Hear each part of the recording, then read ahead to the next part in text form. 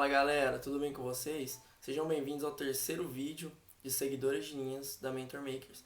Para quem não me conhece, meu nome é Rafael Andrade, sou juiz da área de design e também sou ex-competidor nos torneios FLL. Então, pessoal, para quem não assistiu os dois últimos vídeos, eu recomendo que assista, porque neles a gente está abordando temas muito importantes, como por exemplo, por que a gente deve calibrar o sensor, como fazer um seguidor de linha por cor, algumas boas práticas no uso do sensor de cor, quais são os modos de funcionamento, tá?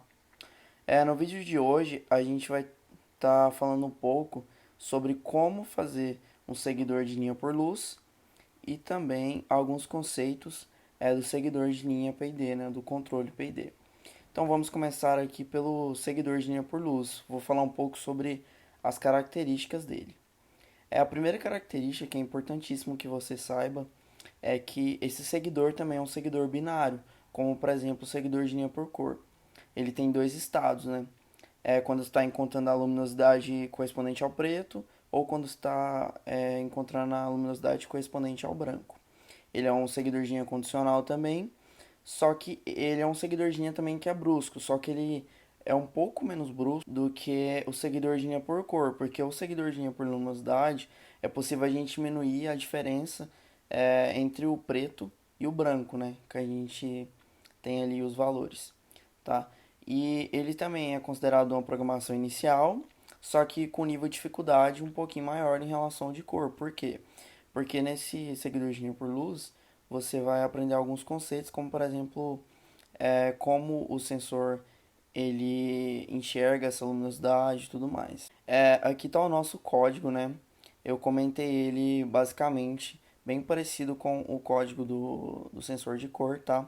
A primeira coisa que ele vai fazer aqui no código, ele vai reiniciar o sensor que será usado.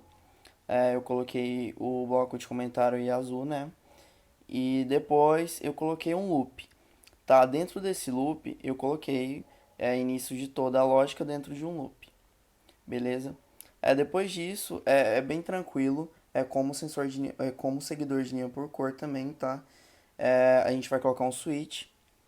Então a gente vai colocar a opção ali, ó, que eu coloquei menor ou igual a 50. O que significa esse 5? Tem várias opções, por exemplo, menor, menor igual, igual, tem essas opções, tá? E o 50, eu medi a taxa de luminosidade que o preto estava dando e medi a taxa de luminosidade que o branco estava dando. Então o branco estava dando acima de 50, o preto abaixo de 50. Então eu coloquei ali, ó, menor ou igual a 50, ele o robô faz uma curva à esquerda. E se o sensor encontrar uma velocidade maior que 50, o robô faz uma curva à direita, tá? Então eu coloquei o loop, a condição para que o loop termine é uma contagem de 10 vezes, ou seja, ele vai efetuar toda essa programação 10 vezes, tá? Então, pessoal, aqui a gente vai falar um pouco sobre o que é o PID, tá? O controlador PID é uma técnica comum usada para controlar uma grande variedade de máquinas, incluindo veículos, robôs e até mesmo foguetes, tá? A descrição matemática completa de um controlador PID é bastante complexa, tá? Só que a gente fez meio que um resumo aqui para ficar de melhor entendimento, para ficar de fácil entendimento para todos vocês, tá? Ele é um seguidor de linha bem suave, tá? É claro que tem como você diminuir essa suavização, mas e aumentar também, de acordo com algumas coisas que a gente vai aprender. Só que ele é um seguidor de linha bem mais suave do que os seguidores de linha por cor e também por luz, tá? Ele faz correções mais precisas e consegue obter grande êxito até mesmo se o robô encontrar uma linha a 90 graus de sua posição, tá? Ele é um seguidor de linha que ele faz correções bem precisas, tá? De acordo com, é claro, tem como a gente aumentar essa precisão e tem como a gente diminuir. Ela é considerada uma programação de nível intermediário a avançado. Por que de nível intermediário até avançado? Porque o controlador PID tem como você utilizar, por exemplo, ou só o P, que é o proporcional, tá? A gente pode implementar apenas o proporcional. Ou então a gente pode implementar também o PD, que é o proporcional e o derivativa, que a gente vai estar implementando dois conceitos, ou então a gente pode implementar o PID, que é o proporcional integral derivativo. Nessa etapa, que é o PID, a gente vai ter uma programação de nível mais avançado e a gente pode explorar de várias formas essa ferramenta, tá? Tá, vamos falar um pouco sobre a lógica do proporcional, tá? Então, pessoal, o proporcional ele corrige o erro atual. Então, ele está minimizando as variações do erro atual, tá? Para a gente fazer o proporcional, a gente precisa de algumas variáveis, tá? O primeiro conceito que é importante a gente saber é o midpoint, tá bom? Para a gente descobrir o midpoint, a gente tem que medir a taxa de luz refletida correspondente ao preto, depois somar com a taxa de luz refletida correspondente ao branco, e aí você vai dividir esse valor aí, essa soma, né, por 2. A proporcional é nada mais que a multiplicação de uma constante Kp pelo erro. Então, pessoal, tem muitas equipes, muitos alunos aí da robótica que têm dúvida sobre o que é o Kp. Tá? O Kp é uma constante, tá bom? Uma constante é nada mais que um valor que a gente define, tá, no início da programação, e aí ele fica aquele valor. Não é, por exemplo, uma variável, tá? A variável a gente faz alterações ao longo da programação. Já a constante é um valor já determinado, tá? Então depois disso a gente multiplica a constante pelo erro, tá? Então o erro vai ser o midpoint, né, que a gente acabou de falar o que é, menos a leitura atual do sensor, tá? Então a gente vai fazer a leitura atual do sensor. Aqui eu tô explicando primeiro, tá?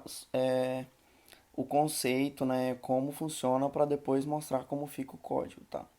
Depois dessa multiplicação, a gente obtém a correção e para amplificar ou diminuir essa correção, a gente tem que alterar o valor do Kp, tá? Muitas equipes ficam com dúvida de como fazer essa calibração do Kp, como descobrir o Kp, tá? É uma resposta bem complexa, tá? Então você tem que, na verdade, chutar alguns valores ali e ver como se o robô tá agindo, tá? Mas mais pra frente a gente vai falar um pouco sobre como calibrar esse KP. Aqui tá o nosso código do proporcional. Então tudo que a gente falou no slide anterior aí, a gente vai estar botando em prática aqui, tá? Então a gente vai começar ali, ó. Nesse bloco calculamos a proporcional do PID, tá bom? Então ali eu fiz alguns comentários. O que que eu tô fazendo ali? Eu coloquei uma leitura, tá? Uma leitura de intensidade de luz refletida no sensor 1. Então a gente coloca essa leitura ali e o bloco matemático, tá? A gente vai subtrair, como eu disse, né, o midpoint pela leitura atual do sensor e esse resultado vai nos gerar o erro.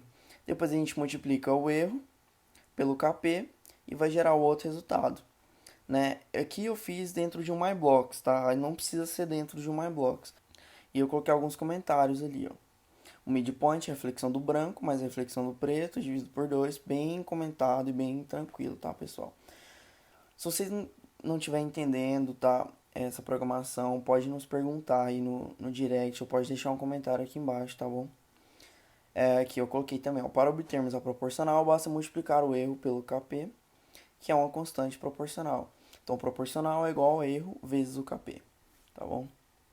Agora, pessoal, a gente vai na lógica da integral. A integral basicamente soma pequenos erros da programação até que se torne um erro grande. Um erro básico não altera a eficácia da programação momentaneamente, tá? Então, às vezes ali no cálculo do PD, a gente não consegue fazer a correção de alguns erros que são pequenos. Naquele momento ali o erro não vai gerar muita variação. Só que a soma de todos esses erros gera um erro bem grande. E aí vai gerar uma variação grande e seu robô vai ficar com a variação que as equipes odeiam, né, no dia do torneio, tá bom? Então a integral serve para corrigir os erros que se acumulam ao longo do tempo no controlador, ou seja, erros passados. Então a integral é igual a integral mais o erro. Pessoal, esse é um conceito muito complicado, tá? De você entender, mas eu vou tentar simplificar. A integral é igual a integral mais o erro, ou seja, a gente vai definir ali a integral como zero e aí a integral vai ser zero mais o erro. Só que na próxima vez, a integral vai receber a integral. Então, por exemplo, vamos supor que a integral é zero e o erro é 1. Na próxima vez que for, a integral vai valer 1. Então, vai ser 1 mais o erro. Aí vamos supor que dessa vez o erro vai ser 2. Então, vai ser 1 mais 2, 3. Da próxima vez, a integral vai valer 3. Entendeu? Então, é assim que funciona, tá? Depois dessa operação, a gente deve multiplicar a integral pela sua constante cair. Pessoal, o P, que é o proporcional, o I, que é o integral, e o D, que é o derivativo, sempre vai ter as suas constantes, tá? Vai ser o Kp, Ki e Kd, tá bom? Aqui, então, o código da integral, tá? Aqui eu coloquei o comentário no começo. Ó. Nesse bloco, calculamos a integral, tá bom? Então, eu coloquei aqui, ó. Primeiro aqui a gente vai fazer a soma, né, da integral mais o erro, tá bom? Então, vai ser ali, ó. Integral mais o erro e vai gerar um valor A. E depois a gente multiplica pela constante KI, tá bom? Depois dessa operação, devemos multiplicar o valor obtido pela constante KI. Agora a gente vai falar um pouco sobre a lógica da derivada. A derivada é nada mais que a variação do erro, tá bom? Ou seja, ela subtrai o erro do momento pelo erro anterior. Essa operação nos dá a variação do erro. A derivação a derivada tenta prever e corrigir o próximo erro baseada em erros passados, tá? Ela é um conceito importantíssimo para o cálculo e bem complexo também, mas utilizaremos apenas o simples, tá?